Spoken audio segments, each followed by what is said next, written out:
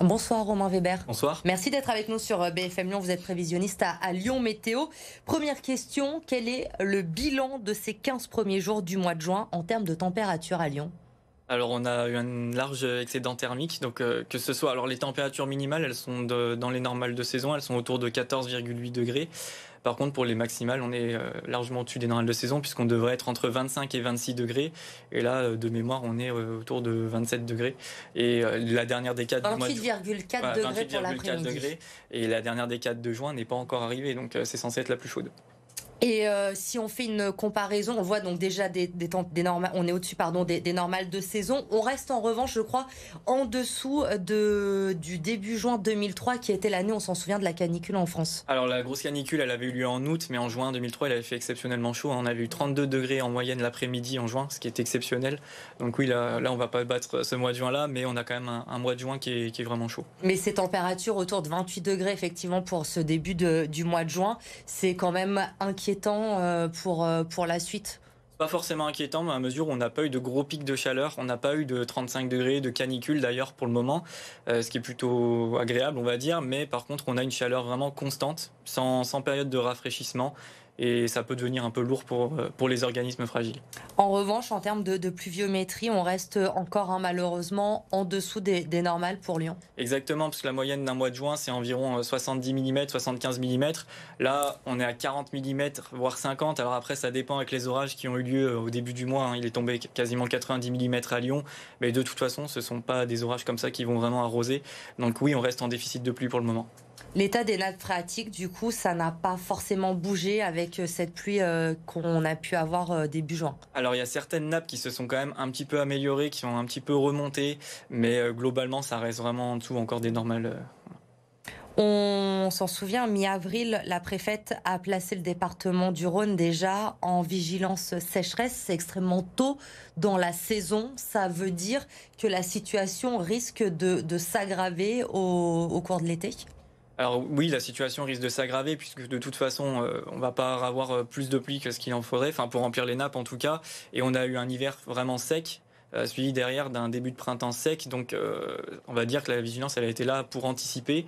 Et puis c'est une bonne chose puisqu'on n'a pas, on va dire, de l'eau en quantité. Donc jusqu'à maintenant, ça reste limité. Il faut craindre, selon vous, des restrictions d'eau dans le département? Alors dans le département du Rhône, je peux pas trop vous dire. Après sur la France, oui, il y en aura d'autres cet été. Après, est-ce que le Rhône sera touché? C'est difficile à répondre, surtout que c'est pas moi qui vais les fixer, mais c'est une possibilité, oui. On va se projeter un petit peu d'abord à court terme sur les 15 derniers jours du mois de juin. Quelles sont les prévisions pour le moment pour cette fin juin? Donc là, on va avoir de la chaleur vraiment qui va persister. On va avoir un passage orageux normalement entre mercredi et jeudi, notamment jeudi sur la région lyonnaise qui pourrait être assez marqué. On va avoir une légère baisse des températures derrière, mais ça va remonter quasiment tout de suite dès ce week-end avec des températures à plus de 30 degrés. Donc la chaleur va vraiment continuer et un temps plutôt stable à venir pour les prochains jours, enfin à partir du week-end, on va dire. Avec des températures donc pour la fin du mois de juin qui seront au-dessus de 30 degrés, ça c'est quasiment sûr. Au moins autour de 30 degrés, oui. Sur les orages, vous nous dites vigilance à avoir à partir de mercredi, jeudi sur la région lyonnaise. Je sais que c'est toujours compliqué de prévoir à l'avance. On ne sait pas où vont tomber ces orages, mais il y a un risque d'avoir des orages violents quand on voit les températures qu'on accumule là depuis plusieurs jours. Oui, alors entre mardi, mercredi et jeudi, entre la région Auvergne-Rhône-Alpes et Bourgogne, il va y avoir des orages particulièrement violents, notamment en soirée. Donc il faudra être prudent parce qu'ils pourront donner de fortes rafales de vent, de fortes chutes de grêle localement. Donc normalement sur Lyon, ça devrait être plutôt jeudi, mais il n'est pas exclu que le département du Rhône soit potentiellement touché déjà dès mardi soir ou mercredi soir selon les vagues orageuses. Donc il va falloir être très vigilant parce qu'on a vu notamment hier ces images, c'est surtout l'ouest de la France, la région parisienne qui ont été touchées par des orages violents. Il y a même eu une mini tornade en Seine-Maritime. C'est des choses, par exemple, ce phénomène de mini-tornade qui pourrait arriver aussi chez nous, dans le Rhône? Alors c'était bien une tornade, pas une mini-tornade, bien une tornade. Oui, c'est des choses qui peuvent arriver dans notre région. On en a déjà eu dans le Rhône par le passé. Il y en a eu plusieurs. Il y en a eu environ une cinquantaine par an en France. Donc oui, ce sont des phénomènes qui peuvent arriver. Ils sont souvent de courte durée et souvent en campagne. Donc il y a peu de dégâts. En ville, c'est assez rare. mais maintenant que tout le monde a des smartphones, c'est très très vite répertorié. C'est peut-être pour ça, oui, parce qu'aujourd'hui, il y a les réseaux sociaux, il y a les téléphones, on les voit plus facilement, mais ça a finalement toujours existé. Exactement, il y en a toujours eu, et maintenant, tout le monde peut filmer rapidement, donc ça va très très vite. Comment on peut se préparer mieux à ces orages violents? Vous nous le dites, vigilance pour demain, mercredi, jeudi sur la région lyonnaise. On le voit à chaque fois qu'il y a ces épisodes-là. On l'a vu début juin notamment, des scènes qu'il ne faudrait pas voir. On voit des automobilistes notamment qui s'aventurent sur des routes inondées. Quels sont les conseils importants à rappeler? Est-ce qu'on peut se préparer à ces phénomènes météo qui se multiplient chez nous?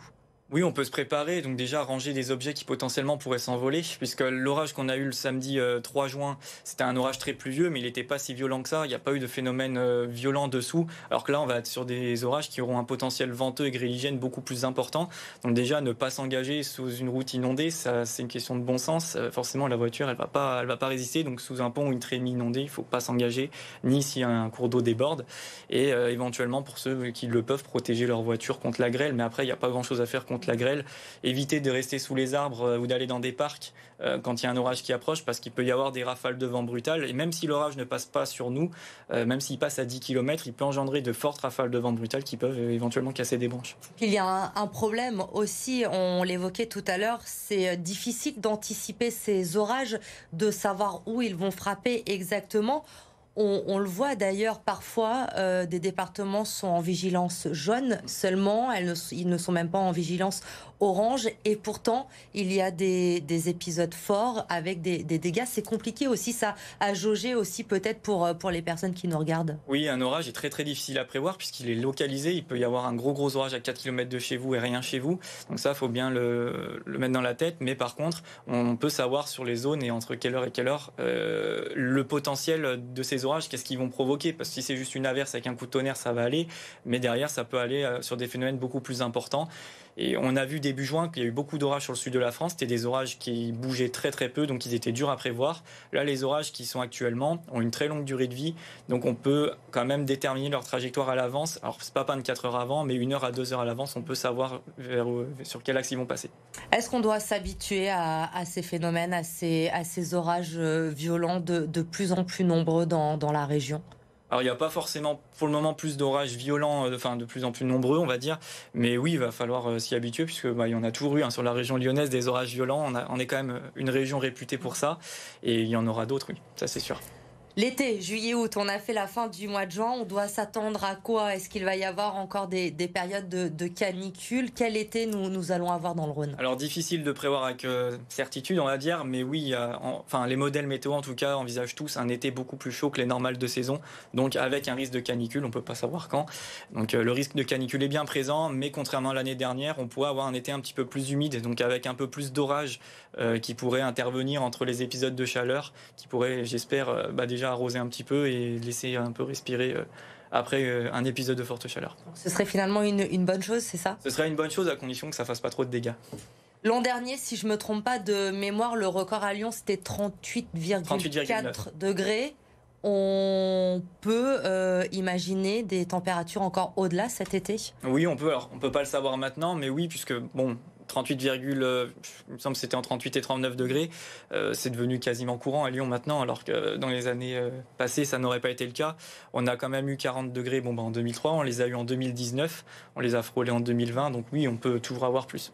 Peut-être une dernière question pour nos téléspectateurs. Quand on parle de canicule, je crois qu'il y a des règles. C'est pas parce qu'il va faire 38 degrés pendant 2 jours qu'on sera dans une canicule à Lyon. Oui, chaque département a son seuil de canicule qui a été défini en fonction des habitudes. Et pour le Rhône, c'est 20 degrés la nuit et 34 degrés la journée pendant au moins 3 jours consécutifs. Donc si ces seuils ne sont pas forcément respectés, on n'est pas forcément en vigilance canicule. Après, la vigilance canicule, elle est surtout présente pour que derrière, il y ait des mobilisations, que ce soit pour les personnes âgées, que ce soit pour les écoles, les femmes enceintes. C'est surtout pour ça, après, qu'ils fassent 37 ou 32, ça reste chaud et tout le monde subit. On a bien compris, il faut se préparer à avoir un été chaud à Lyon, mais avec des orages, donc à être vigilant aussi, c'est ce qui est important. Merci Romain Weber d'être venu ce soir sur notre plateau pour nous parler de cet été qui s'annonce à Lyon, chaud et orageux, vous l'aurez compris.